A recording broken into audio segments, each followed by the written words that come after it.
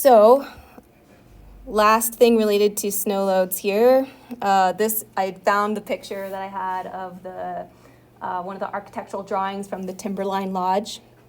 So on the floor plan, and yeah, you can see, right, all these fun stick figures of people on skis and sleds.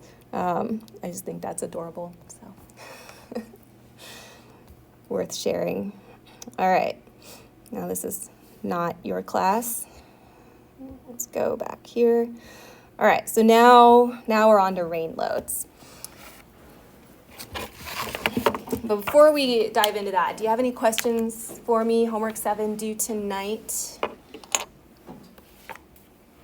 Okay. Exam coming up on Monday. All good so far on that? Okay. All right. All right. We'll continue with rain loads then. So, with rain loads, all right, as you may have noticed, there are no corresponding ASCE 7 tables that I've included in the environmental loads handout. There is a chapter in ASCE 7 that covers rain loads, but it's really short, maybe 1 or 2 pages. And for the most part, it just says consult your local authority, and it goes on to describe a few things, including an equation that I'll write down here, which is also included in your assigned reading handout, right, on structural loads. So that chapter, I think that's chapter 8 in here on rain loads. Yeah, chapter 8 or chapter 7 on rain loads. It's chapter 8 in ASCE 7, I think. So, and it's just 1 page in this handout as well. So basically, you want to consult the governing jurisdiction and what provisions they have.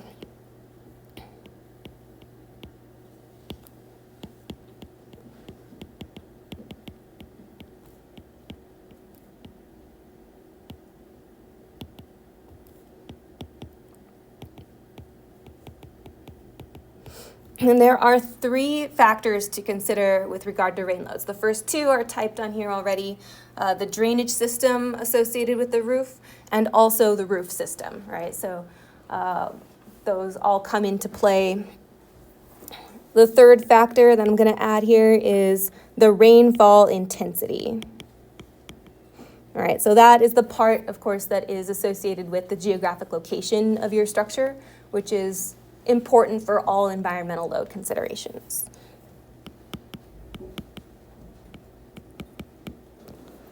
And that's what you would obtain from your local authority, right? The governing jurisdiction would give you the rainfall intensity for your area. Typically, this is used based on the 100-year return period storm.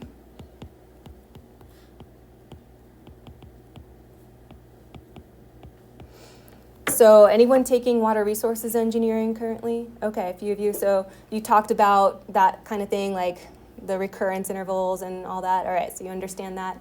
In case you haven't taken that or seen it, there may be a few of you that haven't yet taken it.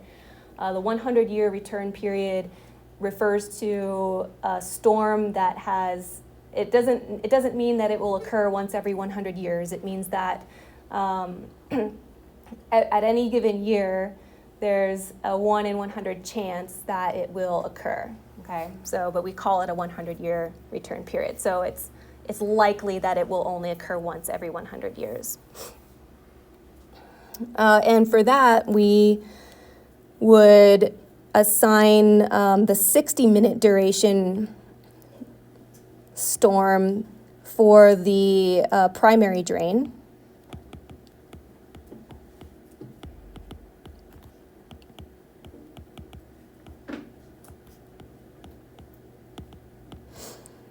And we would use the 15-minute duration to design the secondary drain.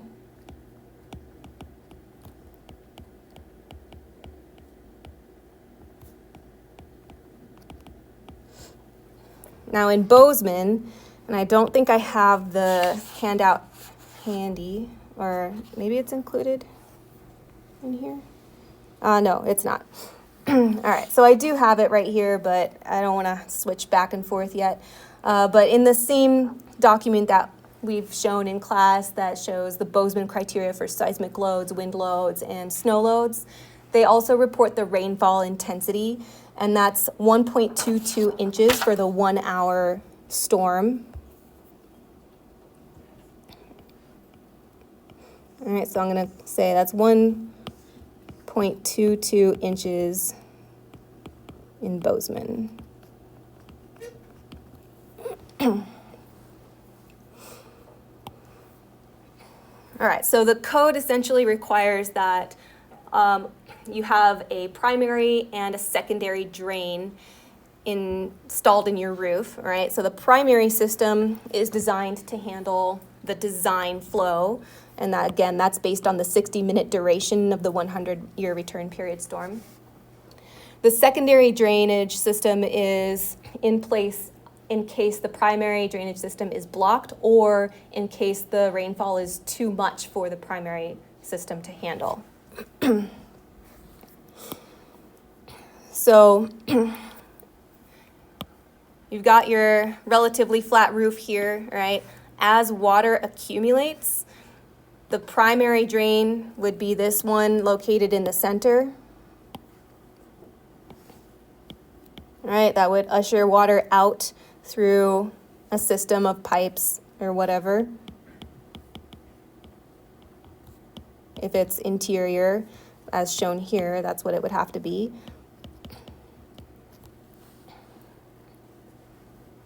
Primary drain.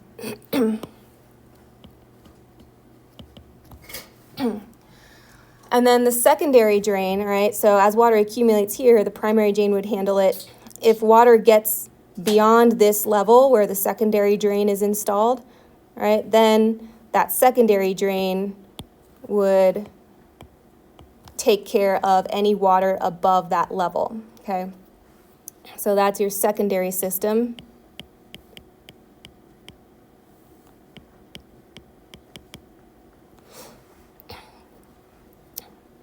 And so if you have a water level above that secondary drain, we would call this depth, all right, is what we refer to as the static head, or DS. And then the depth above that would be referred to as the hydraulic head, or DH. And so the calculation for the rain load is going to be 5.2 times the summation of those two depths.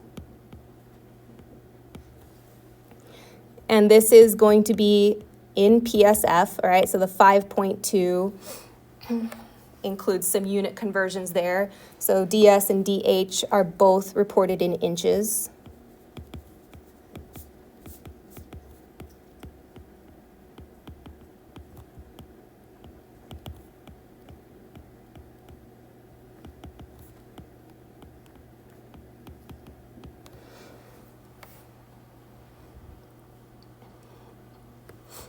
And that's how you calculate your rain load. Once you've calculated that, then you would consult some tables that would provide capacities for different diameter pipes and things like that. So you would use that to select a pipe system. But that is really taken care of typically by the architect. So that's not really the structural engineer's job. Your job is to figure out what this rain load is for the purposes of how much weight does that building need to support due to rain, okay? So that's really all you need to care about. You don't have to worry about getting that rain off of the roof. That's the architect's job. So a few extra considerations then. We already talked about ponding, right? In the context of rain, of course, it's the accumulation of rainwater on a flat roof or a relatively flat roof. And as you can see, right, in these images below, we've got some ponding issues that show up there. And you just don't want that to accumulate too much. Otherwise, as we talked about, it can lead to progressive collapse. So You need to think about that if you have a flat roof, especially if it's lightweight construction.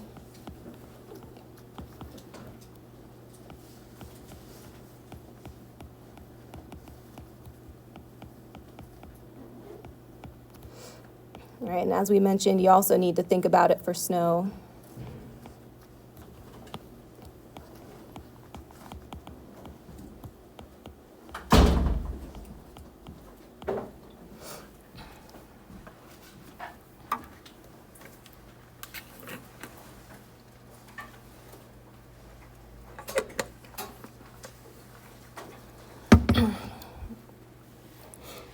All right, so a few things to show you that aren't included in your handout here, and I think I have them in a separate file here. Let me check.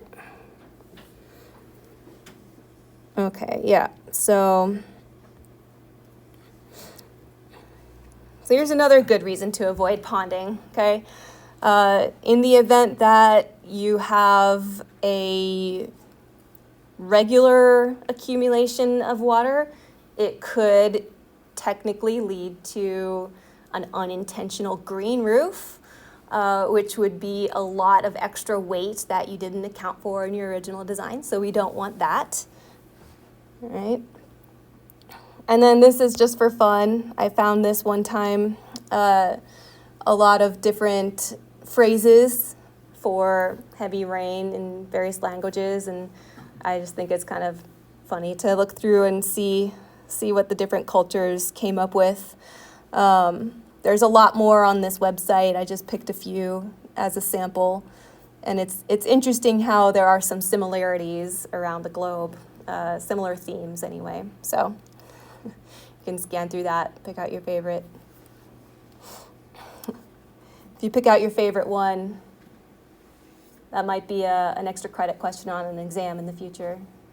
We'll see.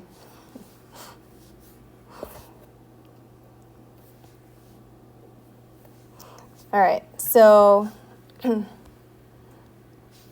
then we've got this, which was in 2019, Houston received a record 24-hour rainfall of 9.18 inches. And as a result of that, this post office building collapsed. So you can see, the cars that got damaged. I think, there were 3 people who were injured. Fortunately, nobody died in that situation. But the construction, from what I can tell, it looks like this building was a tilt-up construction building where they basically pre-cast the wall panels, and then they ship them to the site already intact and then tilt them up into place and then tie it together with the roof system, the roof diaphragm. But because of the lightweight construction, it's cold form, looks like it's cold form steel for the roof system, from what I can tell in this picture. That's very, very susceptible to this type of progressive collapse mechanism. So, so this is exactly what we want to avoid with rain loads. All right, one last one here.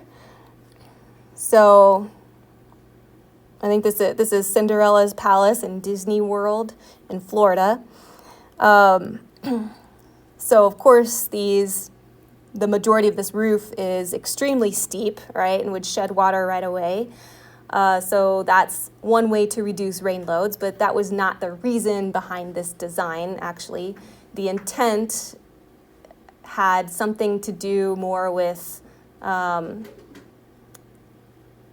people. So anyone care to guess why they wanted to prevent water from accumulating on the roofs that had nothing to do with structural loads?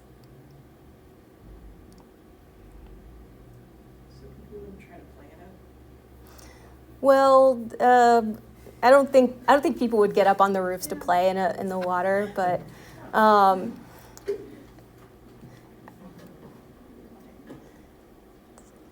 think you're in Florida, swampy. What swampy areas that people hate? Alligators, yeah. Snakes, yeah. But what they wouldn't really be on roofs though, right? I mean, snakes might be, but what's the most annoying thing in the summer? Mosquitoes. Oh my gosh, yes, mosquitoes. So yeah, they wanted to mitigate or minimize the mosquito population, of course, because they want to attract people to their facility. So yeah, so they intentionally designed their whole city, right, to minimize mosquitoes. But it also happened to help out with rain loads. So, all right, back to our shift here. All right, so that covers rain loads. Now we're ready to move on to load combinations. So we have covered all of the most common, I would say, environmental loads in this class. And while there are others, right, we've mentioned a few of the other ones like tsunami loads and there are ice loads and things like that. These most common ones are the ones that will show up in the primary load combinations. So there are other load combinations I should say, for those other loads that aren't as common, there are basically footnotes in the standard that say what to do with those loads in these combinations if you have to consider them. But that's beyond the scope of this class. So essentially, we have two different sets of load combinations that we could use for design. And whichever set you use is based on a different methodology, all right? So there's the allowable stress design method, and there's a strength design, or LRFD, which stands for load resistance factor design. And you could use, generally speaking, you would use one of those primarily for the whole project, but there might be certain elements that you would use the other one for. So it's a little bit complicated. We'll talk a little bit more about the differences between the two in a moment, but I have a few other comments that I want to point out as well. So as noted up here, right, you want to consider the most critical combination of loads that the structure is expected to support. That said, we don't have to think about all the possible combinations, right? So these 10 or 7 different combinations that we consider are determined based on, the likely worst case scenarios. And that's based on probability, right? But it's really not likely that you're going to have all of the different loads occurring at their maximum capacity at the same time, right? So we wouldn't account for full dead plus full live plus full wind plus full earthquake plus full snow plus full rain, right? That wouldn't be realistic. So that's not one of these combinations.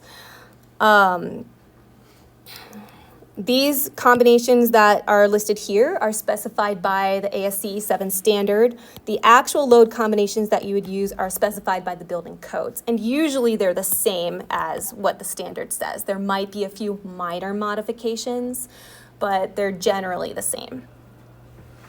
So again, we've got those two design methods. We'll talk about those again in a moment. And here you've got, all right, the different load combinations defined here. A few notes here. We've talked about how with dead load, you have your self-weight and then also any superimposed dead loads, which is anything above and beyond the self-weight of the element. So when we consider individual elements, it's common to separate those for various reasons. So you might have, right, the self-weight, often noted as SW, plus superimposed dead load, which is often abbreviated as SD or SDL. And then with your earthquake forces, right, there are, and you'll see them show up in the combinations, there are EH and EV values. So H is for horizontal earthquake loads and V is for vertical earthquake loads. Earthquakes can cause vertical loads within your structure. We're not dealing with that in this class. We're only concerned with the horizontal component of the earthquake forces, but it's good to keep in mind that the vertical component does exist. And then notice that we are separating the live loads from the roof live loads. So remember when I introduced live loads, I talked about how we make a distinction between that. LR is roof live and L is floor live loads.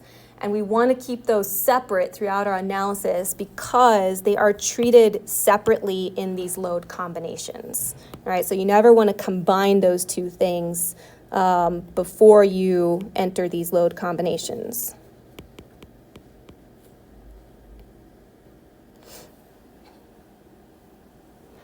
All right, so now let's take a look at these load combinations a little more closely. First, a few comments on the different approaches. All right, so the ASD load combinations, these use the actual or so-called service loads.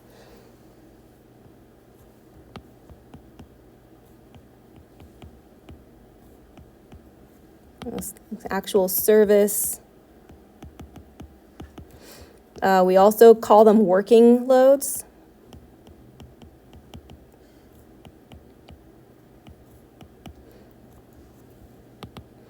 That the structure is expected to experience. And so you'll see as you scan through here that there aren't very many loads. In fact, there aren't any loads that are increased in these combinations, right? We decrease some of the loads in certain combinations, but these first three load combinations, right, just take the actual loads that you calculate and add them together. Now, this method is a little bit older, a lot older, really. It's still used today, though, in certain situations. So specifically, we still use ASD most of the time for wood design, masonry design, and foundation design.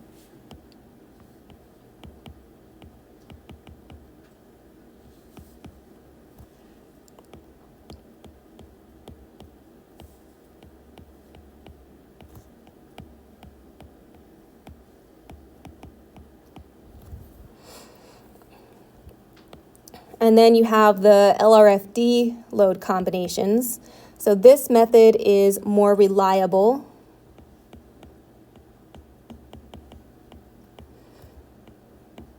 Because it accounts for the variability and the predictability of the different loads. And it does that better than ASD. So this is really based on significant probability analyses, whereas ASD was kind of just developed more out of experience and, sort of loosely based on probability, but really just kind of more developed over the time based on experience.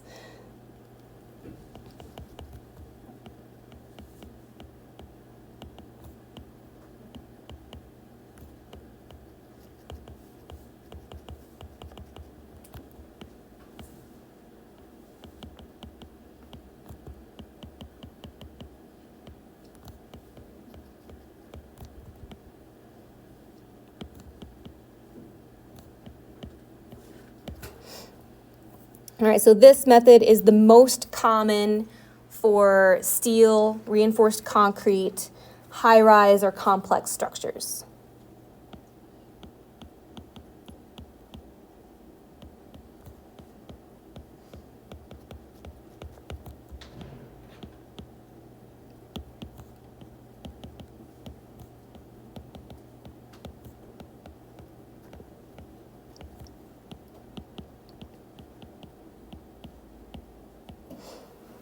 It's also becoming more common with masonry design. So even though historically masonry has been mostly applicable with the ASD load combinations, there's now a whole section in the masonry code that is devoted to strength design. And so it's different because there's a different approach, there are different requirements associated with it, but it is becoming more common for reinforced masonry design, the LRFD approaches. All right, so comparing the two, right, just kind of a big picture comparison here, you can see with the LRFD load combinations, we do increase the magnitudes of these service level loads that we determine, right? And the magnitude by which we increase depends on the type of load and the combination that we're considering. So the dead load typically has the smallest increase of magnitude, and that's because with dead loads, we are pretty confident that we can dial in the accurate value, right, when we calculate what they are. So they're not likely to be that different. They're not likely to change much over time. Live loads, on the other hand, have a more significant increase in magnitude, and that's because they're less predictable, right, and they can change over time. So it accounts for all of that. And then you'll also notice a difference, right, in the earthquake and wind loads here between the two. In the ASD combinations, we reduce the wind loads and the earthquake loads, right, to 0.6 or 0.7 or even less than 0.6, depending on the combination. And that's because wind and earthquake loads are now in the current version of the standard. When we calculate those values using the methods that we've already talked about in class, those are already at the strength level, right? So we've already brought them up beyond the service level. And so this reduction is bringing them back down to service level. So back in the day, you would calculate them at the service level, but now we calculate them at the strength level. And so since they're already at the strength level, we don't increase them in the LRFD load combinations anymore, right? So those factors just stay the same. All right, so a few other comments on this. You'll notice too that in two of these combinations for each category, all right, so I'm going to circle 7 and 10 for the ASD and 5 and 7 for LRFD. What's different about those four from the rest? Exactly, yeah. In those four combinations, the dead load is actually reduced. Why do you suppose that is?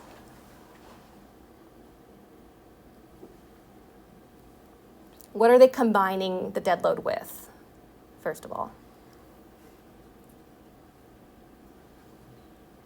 Earthquake and wind. Yeah, earthquake or wind. And those are both lateral forces, right? So if you have a lateral force acting on your building, more dead load is helpful, right? The heavier your building is, the better it's going to be able to resist being tipped over, or overturning is what we call it. So in order to, account for the fact that maybe we didn't perfectly get that dead load value correct, what would be a conservative, right? It would be too conservative to say, oh, just 1.0 dead, right? Or unconservative, right? That would be unconservative. So the conservative direction would be to reduce that dead load, assume that you overestimated it, and so then that way you can better account for overturning. So these are all for uplift or overturning. Oops.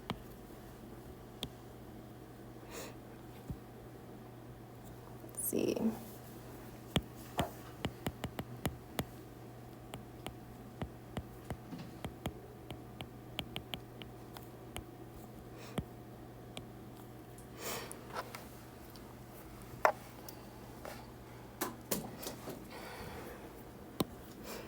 All right, and then a few other comments too. So in several of these combinations, right, you'll see that you have a choice to make.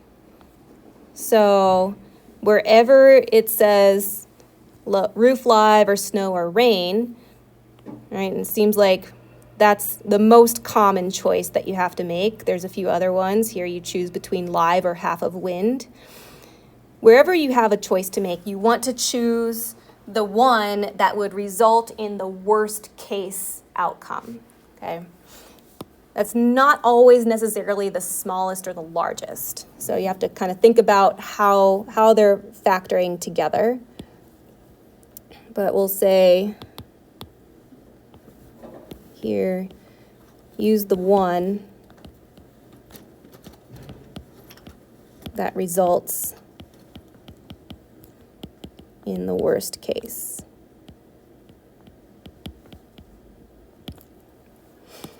All right, and then once you get to the homework assignment for this topic, which I haven't released yet, but I'll probably post that by the end of this week for sure, maybe today.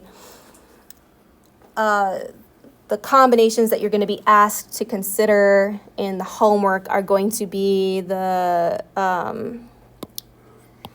these 5 from LRFD and load case or load combination 3 from ASD. All right, so I'm just pointing that out for you now as an early heads up.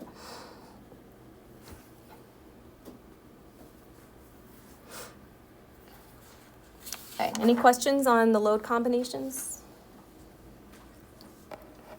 Okay, so that is also discussed in the assigned reading handout. That's chapter 8 of the assigned reading.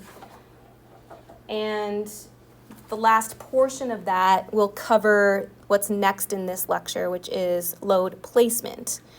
So in addition to those different load combinations where we factor up or down certain loads, we also need to think about how live loads and environmental loads might be placed differently, right? So as we talked about, right, dead loads don't move around, right? So they're going to be always present in the same location. We assume that they're going to be on the entire length of a beam, for example. But live loads, or in this case of a beam, it could be a snow load, right? They could be acting on the entire beam as well, or they could be acting on certain spans but not others, all right? So if you have a beam that has more than one span, you have to consider different placements of your live load or snow load. And so I'll just conceptually talk through this, and then there's an example that is attached here, which is incomplete, but the completed version, the solution is on D2L for you. So here we have 2-span beam, all right? The first span is between the 2 supports, and the second span is this roller support to the free end.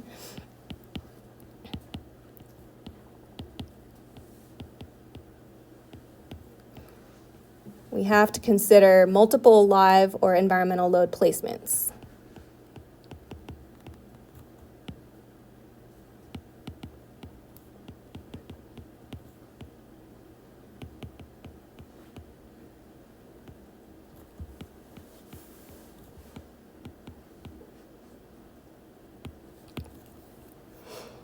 All right, so we've got 3 different cases to consider for 2 spans. If we had more than 2 spans, like if this was another support and then we had another span here, then we would have 3 spans to play around with, so we'd have more than 3 cases to consider.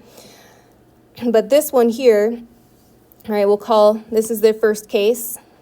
And I'm just gonna conceptually sketch the shear and moment diagrams for, so we can visualize what's going on.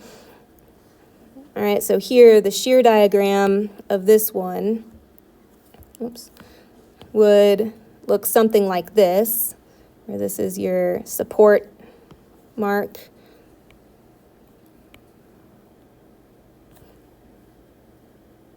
All right, so you'd have something like that for the first one there. We'll call that distance, right? That would have one distance A. And here, for this one, you would have something more like this.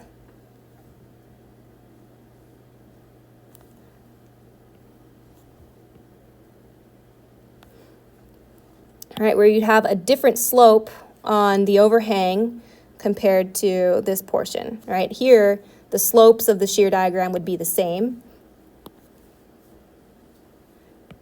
And this would be a different distance to the maximum moment. And then in the third case, we would have something like this, right, where the slope of this first span would be smaller for shear than the second span. All right, so here, the slopes of these two would be the same. The slope of this would be the same as all of these. And then that distance here would be another value altogether. Your moment diagram, all right, for the first one, it would be something like this. All right, that's your maximum moment.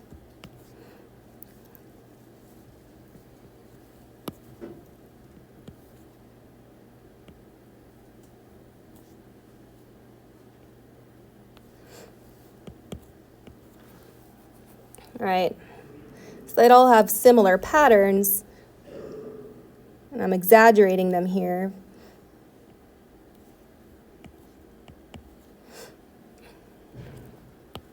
But here, we would have the largest negative moment in these two cases.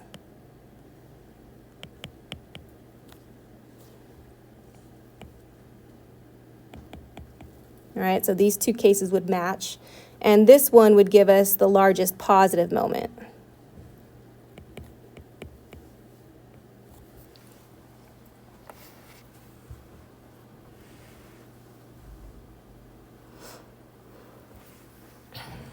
So in order to account for these different possible placements of live or environmental loads, what's common is to generate what we call a load envelope. And this can be applied to a shear diagram, a moment diagram, an axial force diagram, reaction forces, right? So you can have a load envelope that covers the extreme values, gives you a range, right? And so in the context of this moment diagram, you have your range of maximum and minimum moment values that you expect to see along the length of the beam. So this first, the tallest line, or the highest line there, that's from case 2, right? And then the lowest line here, that's from case 3. And this portion right here that is a slightly different color here. It's purple. All right, so this portion right here is from cases 1 and 3.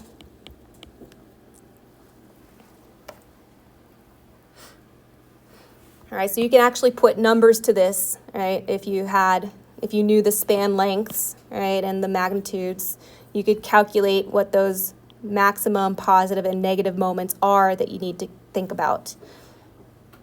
And so that's what this next example is going to go through. So this is a similar configuration, right? 2 spans, so it's a simple beam with an overhang. And you're going to consider each of those load cases, right? The first one is fully worked out for you, so that's the next page. Also on the first page, you have the actual answers for every load case here. And the first one is worked out as a demonstration. So for practice, I recommend working through the next 2 load cases and then drawing the envelope of maximum effects. And this is something that you will be asked to do in homework, the next homework assignment. So it's common, right, if students aren't paying attention to really oversimplify that problem, but it's pretty involved. You have to kind of go through, right, each of these load cases, draw shear and moment diagrams for each one with values, okay? So you have to get the maximum and minimum shear values and moment values. So you have to do all those calculations and then repeat that process for the other 2 load cases and then superimpose those shear and moment diagrams so that you have the envelope of maximum effects. So again, this example is fully worked out on D2L, but I encourage you to to work through it in practice, and then you'll be well prepared for the homework assignment, okay? All right, any questions? Yes? What lecture does the exam stop at? The exam stops with wind loads, so let's see. I don't remember the number off the top of my head, but we can look it up. Yeah, 12 to 23. Right there. So everything, yeah, homework, through homework 6, scope, and lecture 23. So, yeah. Any other questions? Okay.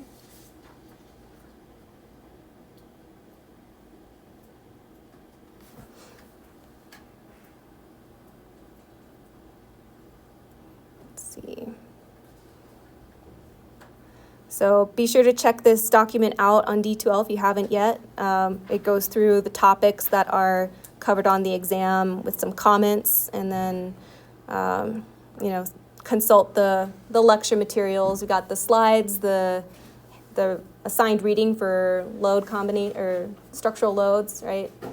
Skeleton notes, recorded lectures, and plenty of material to consult as you study through this stuff for the exam. Okay. Yeah. Okay. All right, well, thank you all for your attention, and I am going to post for you this so that you can pick your favorite one from this list or from the website, all right, if you want to pick a different one from the website, and that'll be an extra credit question on the exam, okay? All right.